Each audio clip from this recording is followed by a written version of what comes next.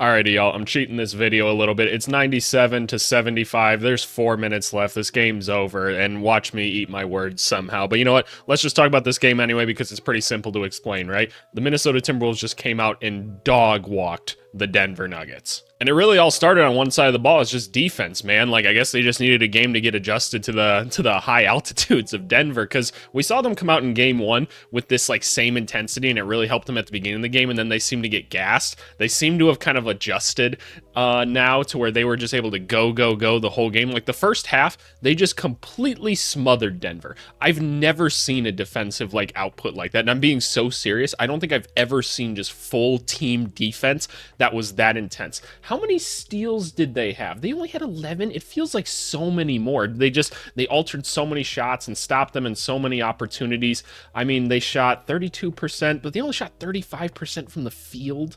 That's pretty crazy. Like, Jaden McDaniels was everywhere. He was perimeter, he was in the paint. Kyle Anderson was on Jokic for like a decent amount of this game, and he was like really slowing him down, and they were bringing extra hands into the paint to get touches on him. Karl-Anthony Towns played great defense. I never thought I'd see the day. Just all around, he was good in the paint. He was aggressive getting rebounds. He was attacking people on offense. He played good perimeter defense. He was getting good closeouts. Like, just shout out Cat, man. That's awesome. Anthony Edwards, it all started with him.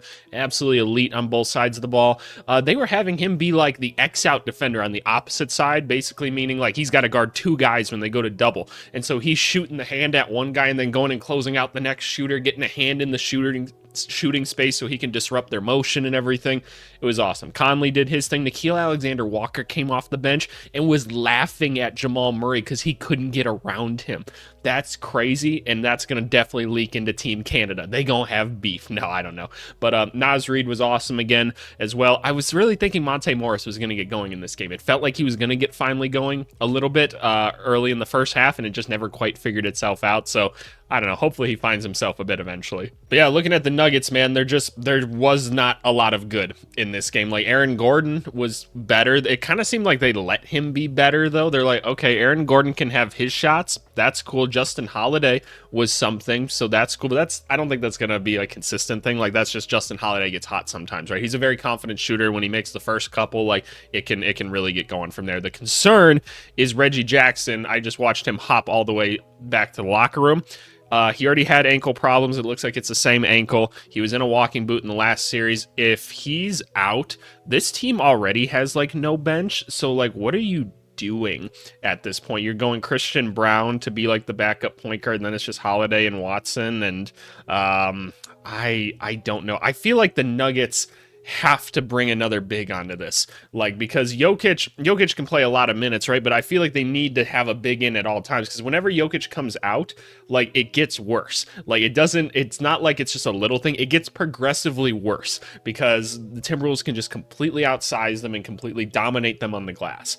And I don't think it's good. Like, I understand Zeke Najee's not like anything that special, and DeAndre Jordan he's old, right? He's really old, but I feel like just like give me 6 minutes of at least 6'11" out there in DeAndre Jordan, right? Something has to change. Like, none of these guys can contribute. Like, we got to find somebody to help these boys out there. But yeah, no, Timberwolves are going to go up. They're going to go up 2. They're going to go up 2-0 to won both home games at Denver, going back to Minnesota, where it is going to be crazy. I'm not driving downtown right now. That is going to be absolutely nuts. I don't want any part of it. I'd actually love to be there, but I'm not going to pay for it because I'm a cheapskate and I'm going to watch it at home with friends. No, seriously, shout out Minnesota, man. You Minnesota fans deserve this one. You really do. It's good for the sport to see different teams win and stuff, especially like Minnesota fans love this stuff, man. Like, I don't think there's any city in America that suffers more with their professional sports teams than the city of Minneapolis does. So it's just good to have this success. Still a lot of work to be done, but good for them. Let's move on to Indiana, New York. This game was absolutely crazy. We talked about this game here, and obviously the Knicks won, in like the little preview, and I was like, okay, so what's going to prevail? The offensive rebounding or the transition offense? Like, because both of these can't coexist, so what's going to happen? Which team is going to fold? And neither one of them did. They were like, all right, fine, we're going to let you guys get offensive rebounds, but we're going to get out in transition too. And they just kept going back and forth, trading little runs of getting like all the offensive rebounds in New York. And then Indiana got out and ran in transition, and there was nobody back for New York to stop them at all. I'll say what I keep saying about Indiana, though.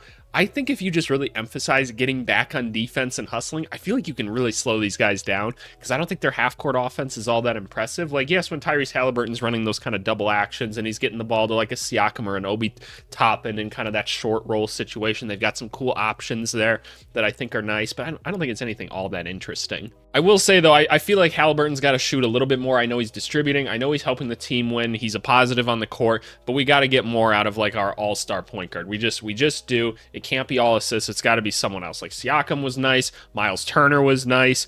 Andrew Nembhard even was pretty solid in this game. Obi Toppin looks like he's contributing again, along with TJ McConnell. So two guys that I didn't think were going to be all that good in this series. Isaiah Jackson had a really good defensive game, so I'm glad that they've kind of found him to come in and play some other minutes. Ben Shepherd's starting to impress me more each game, man.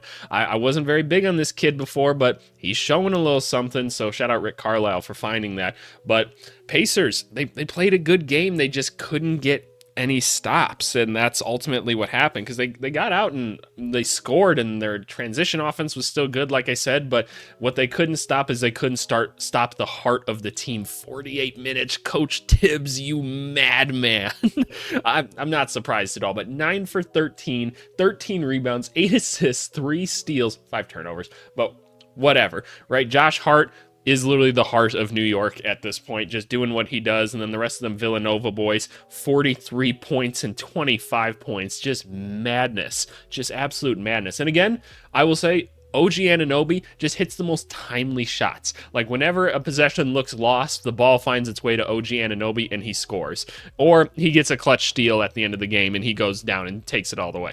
That was awesome. Miles McBride's starting to go cold a little bit, worrying me a little bit. I feel like you can play Mitchell Robinson a little bit more than you're playing him right now to kind of balance it between him and Hartenstein. But Precious Achiuwa, shout out for him for coming in and getting that steal right before the half. But no, this series looks like it's going to be interesting. I feel like this was one that Indiana kind of had to win because they were just flowing so much offensively, and I don't know if it's going to get better. I truly don't. I could see the Knicks just like dog walking them the next 2 games, honestly. But you never know, right? At the end of the day, like when you have an explosive offense like that, it can really take off on you. But the Knicks just play so hard, man. They just play so hard. Shout out Jalen Brunson, 14 for 14 as well.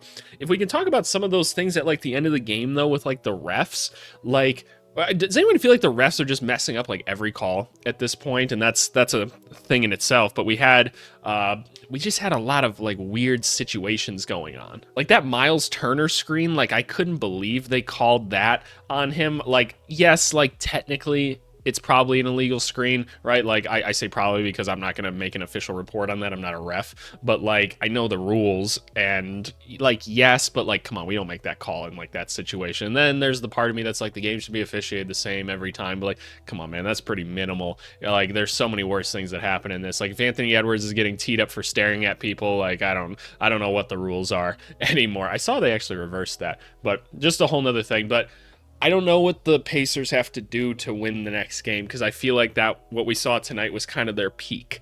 So that's just my opinion, but you guys let me know what you think. What do they have to do? Because like they got good contribution from the whole team. Like everybody played pretty well. It's just them Villanova boys. I don't know. But hey, you guys let me know in the comments below. I've responded to every comment on my channel so far, so you know I'll respond to you. But thanks so much as always, y'all, and we'll talk to y'all later.